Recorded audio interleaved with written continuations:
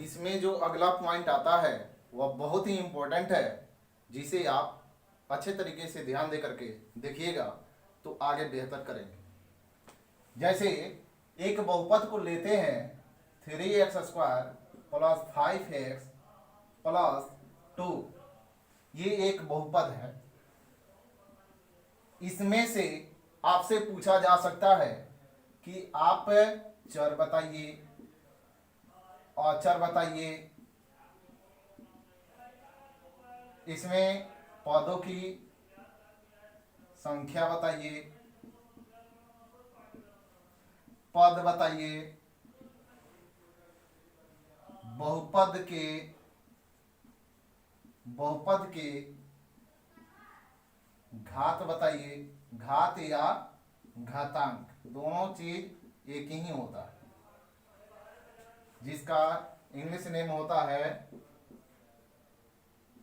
Power या index या degree,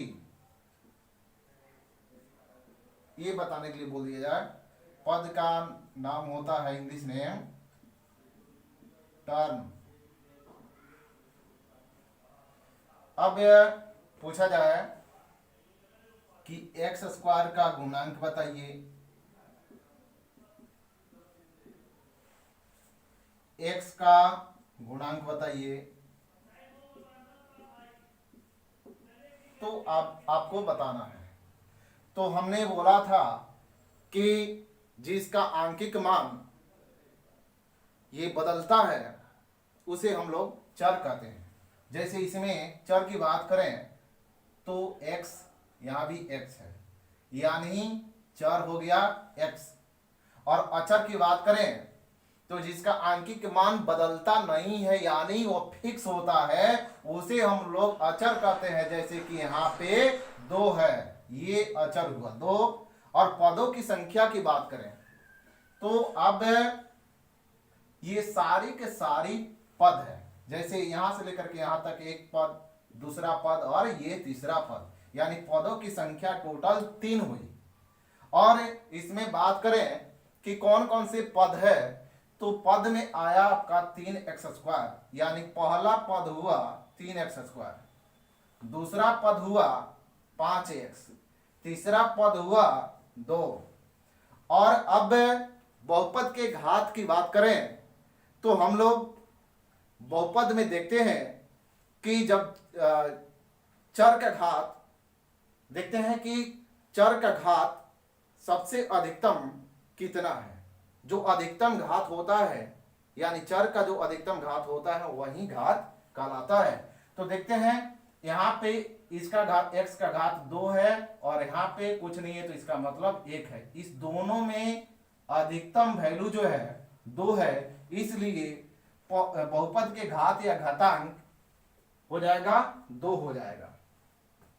और अब जो है x² का गुणांक पूछा गया है, तो अब देखना है x² वाला गुण, ये पद जो है कौन से है। तो x² वाला पद ये है, तो ये 3x² है। तो अब हमें ध्यान देना है, पूछा गया x² का गुणांक, इसलिए हम लोग देखेंगे कि x² में क्या चीज से गुना हुआ है। तो x² में 3 से गुना हुआ है, इसलिए हम लोग कहेंगे कि x² का गुणांक 3 है।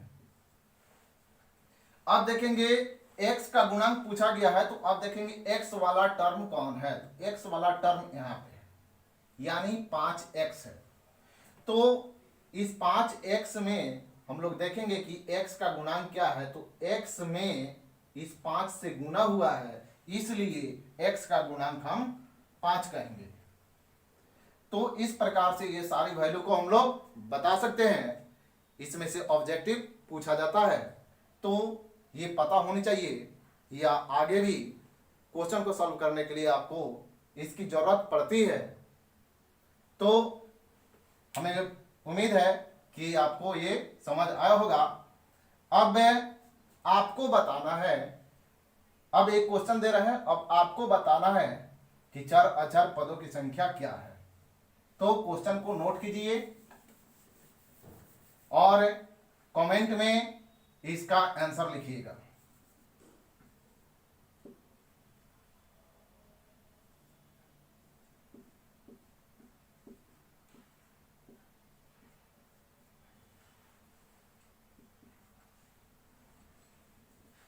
ये सारी के सारी वैल्यू को बताना है। ये आप बताइएगा और देखते हैं कितने लोगों का सही होता है। इसे नोट कर लीजिए।